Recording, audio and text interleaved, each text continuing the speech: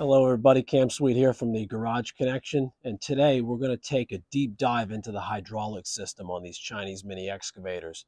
So we're going to talk about how it works, what your testing is, and some upgrades that you can do to make the system last. So let's get started. Okay, so as we come around the back of our excavator here, the first thing we're going to talk about is the tank.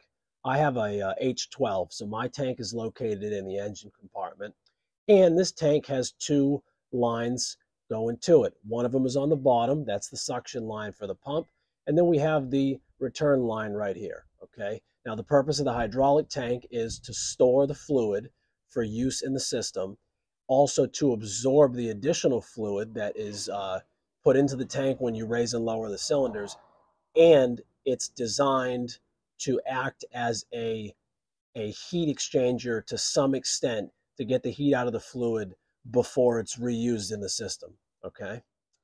Now on the side of an H12, and I'm not sure if some of the QH models have this, I have a combination temperature and fluid level indicator, all right? This is extremely important to pay attention to because what's considered a high temp for hydraulic fluid is 140 degrees, right there on the Fahrenheit scale, okay? Anytime the fluid level the fluid temperature, gets above 140, your wear is going to increase exponentially. The rule is for every 15 degrees above 140, the fluid life is cut in half. So at 140, you're getting to the high side. At 155, the life of the fluid is cut in half. At 170, that level is cut in half.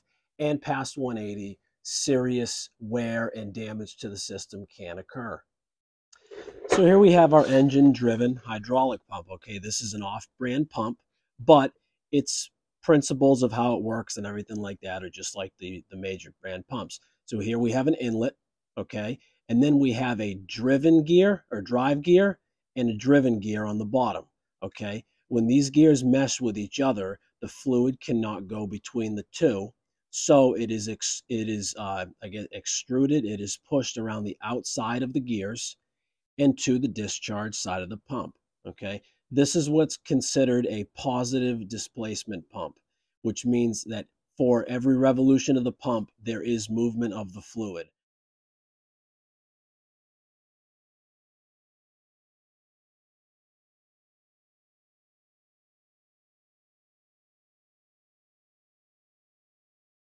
Whether it has a place to go or not, okay? So if this pump is turning, it is moving fluid.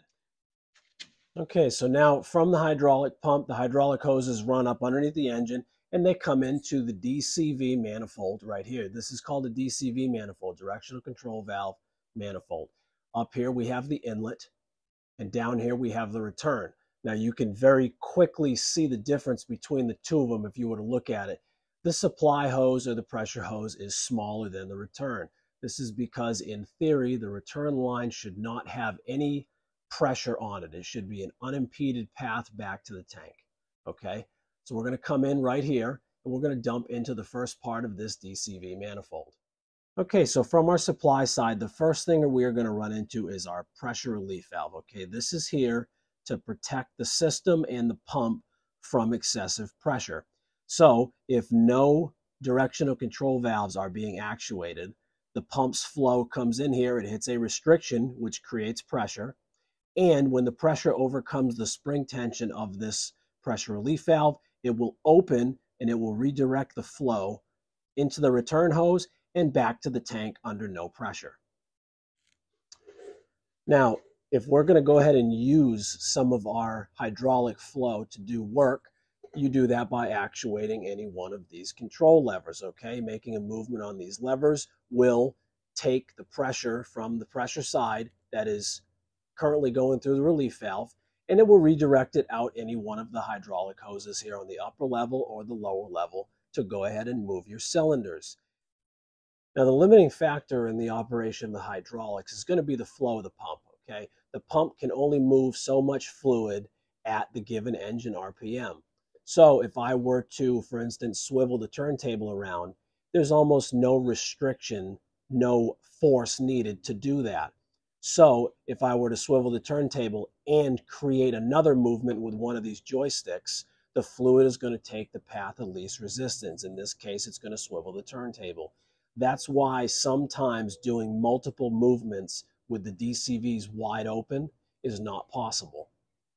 Now, on the Facebook groups for these machines, somebody asked a question, hey, are these DCVs what's called open center or closed center? And I'm here to answer that. These are closed center DCVs, which means that when the lever is not being actuated, the hydraulic fluid is not allowed to flow freely through the thing that's being used. So if I were to push on this, I cannot make any meaningful change in the position of the excavator without movement of the DCV. But if I were to swivel one way or the other, I could grab this unit and make a movement because the fluid is allowed to pass from one side of the DCV to the other. Now, at any point in time, if you're doing anything with any of these DCVs, let's say you're trying to lift and you can't get through that root that you're stuck on, right? At some point in time, the amount of pressure required to actually lift and get through that root exceeds the amount of pressure that this relief valve is set for. And so it will open and it will vent the excess pressure through the return side and back to the tank. This is why the machine comes up against something that it cannot move, and it won't move anymore because it's overcoming the pressure of this relief valve. Now, from the DCVs, obviously the fluid is going to come through this return side, it's going to dump back into the tank, and it's going to start the process over again. Okay, this is how it works on an H12. If you notice, I don't have any filters or coolers in the hydraulic system because these machines don't come with them. All right, so the next thing we're going to talk about is testing the system. The big thing here is doing a pressure test to make sure that your relief valve is set correctly. To do this, it's very, very simple. All you need to do is come up with a way to read the system pressure and adjust that relief valve if necessary. So the way I recommend doing this is find something that's not being used and tap into that. In our case, it's going to be the remote hookup for a third function right here. So what you want to do is you want to get a hydraulic gauge capable of reading 3,000 to 4,000 psi just to be safe. And you're going to affix it to the end of this remote hydraulic hookup right here. Okay. Then all you have to do is start the machine up, put it at 3,600 RPM or basically full throttle, and you're going to go ahead and actuate the function. Okay. You want to put pressure to the gauge and you want to hold it on.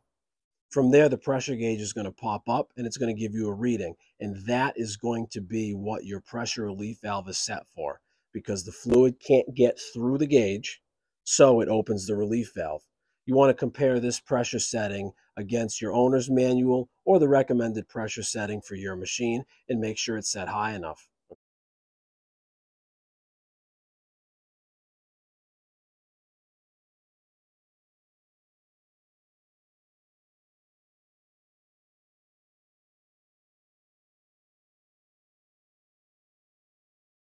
Proper setting of the relief valve pressure is critical to the performance of the system. I've seen a lot of people, they said, hey, my excavator doesn't have any power. Hey, I can't do anything with my excavator. What's going on? Well, you either have a flow problem or you have a restriction to flow, aka the pressure relief valve.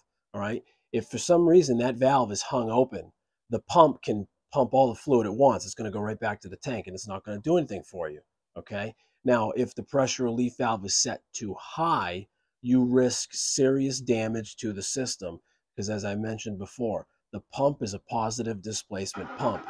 It will pump fluid if it is being turned, whether it has a place to go or not. The last part of this video is going to be about some of the upgrades that people do to the hydraulic system. Okay, the first one is going to be adding a filter. Now, my machine being an H12, my hydraulic tank is not in the way. I have a entire open void down here that I can add a filter to before it goes back into the tank. Another option is to put the filter in the engine bay and just have a simple screw-on filter. Another popular upgrade is going to be the addition of a hydraulic oil cooler. Now, some of these lower end machines don't have hydraulic coolers on them. Some of the nicer ones, the newer ones do. The L12 is an example. It comes with a hydraulic cooler. And the brand new unit being offered by Agrotech is also going to have a hydraulic oil cooler. However, in this particular machine, I'm going to make use of this open area in a later video to go ahead and add a cooler with a fan mounted on it, and I'm going to put a hydraulic oil filter inside the engine bay. This is going to prolong the life of the fluid, as I said, by reducing contaminants and also keeping the temperature down to a manageable level. All right. I hope this video helped you out with some of the questions you may have on how your hydraulic system works in your excavator, or when I talked about the relief valve, maybe help you out solve some of the problems you have. You know, maybe you got a stuck open relief valve from some contamination. So for now, that's going to do it. I'm Cam Sweet from the Garage Connection, and stay on those projects.